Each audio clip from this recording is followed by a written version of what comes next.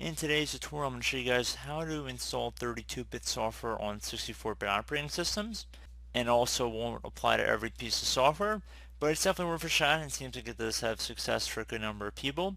So without further ado, let's jump right into it. So we're going to start by opening up the Start menu. Just left click on the Start button one time. Type in Windows Features. Best match should come back or turn Windows features on or off. Just left click on that one time. And now once you're in this and once it's finished loading, you want to go to where it says Internet Information Services, and you want to check mark inside the box here. It might just be a perfectly filled in square. Just left click on OK. And give it a moment here to apply the changes.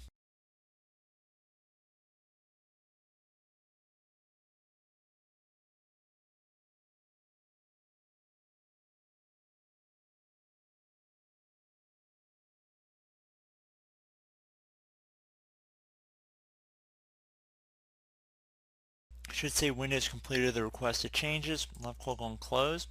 Once you're done doing that, now you want to go ahead and left click on the Start menu to open it up. Type in Internet Information Service. So it should come back with Internet Information Services. Left click on that one time here.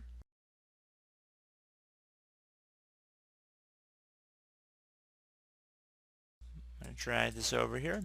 If you try opening this up or try searching it without turning the feature on, it will not come up in your Start menu. That's why we had to make the feature visible to us.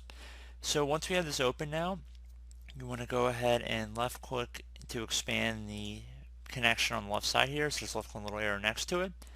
Now you want to click on the application pool selection. Right click whenever the default app pool is right here, and then go down and left click on advanced settings. So pretty straightforward so far. And you want to go ahead and click on enable the 32-bit option. So since I'm on 32-bit computer and that's the only kind of virtual environment that I've been able to have access to, it's kind of hard to exactly show you beyond this point. But again, it would just say enable 32-bit applications in here underneath general. You would just left click on that, and then on the right side you see we have this drop down here. There would be an option for true or false. You want to set that to true. So very straightforward. You just would select again enable 32-bit applications on the left here, and then on the right side there'd be a drop down menu. Just click inside the arrow, select true, and that's pretty much it. Then we're just left click on OK.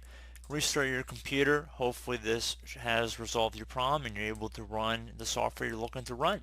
So as always, thank you guys for watching. I do hope I was able to help you out, and I also look forward to catching you all in the next tutorial. Goodbye.